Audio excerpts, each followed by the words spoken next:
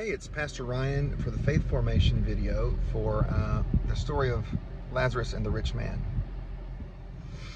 There's a lot going on in this little story, and so the first thing that I want to say about it is that the picture that we get of the afterlife here is unique and different than anything else that the Christian Bible gives us, and it can be troubling.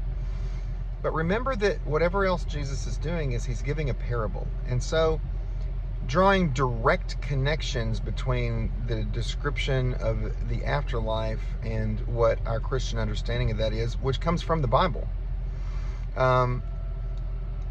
It may not match because Jesus's point here is not actually to teach us about the afterlife. He's teaching us about Lazarus, and he's teaching us about the rich man. Notice that, so the rich man is suffering because he had a comfortable, easy life. And Lazarus is now finally having an easy life in the afterlife because he suffered before. And he suffered at the hands of the rich man. Like, that's important. It's not just that this guy was a rich man, but he looked at Lazarus as he didn't see him as a fellow human being, but he looked at him as a servant so much that when he's having his conversation with Abraham, he tells him, "Send Lazarus to make my life easier."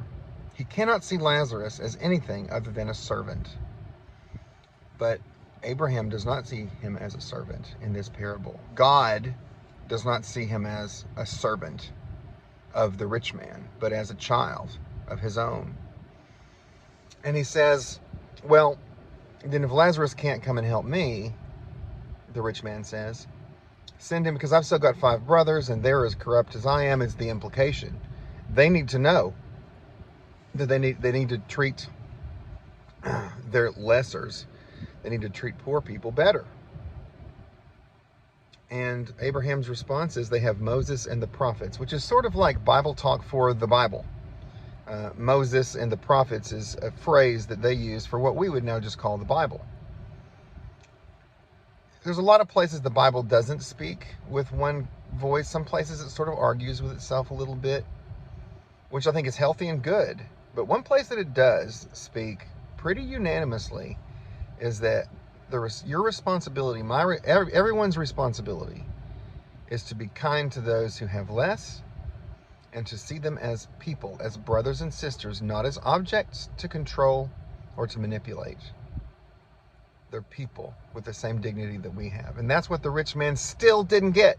Still, even after being tormented in Hades, does not get. And so if there's a takeaway from this, it is that there really is a brotherhood or sisterhood of humanity. And how you treat people matters. And God is watching that. God knows if you are abusive to people, if you are hurtful and manipulative, God knows that. And that's not forgotten. God loves those who suffer. And God loves those who suffer in a special way. God loves everybody, but God loves those who suffer in a special way. And so whatever suffering a person endures is remembered by the one who suffered on the cross for us. I hope that those thoughts are helpful. Thank you again for teaching the children about the Bible during these pandemic times. And God bless you.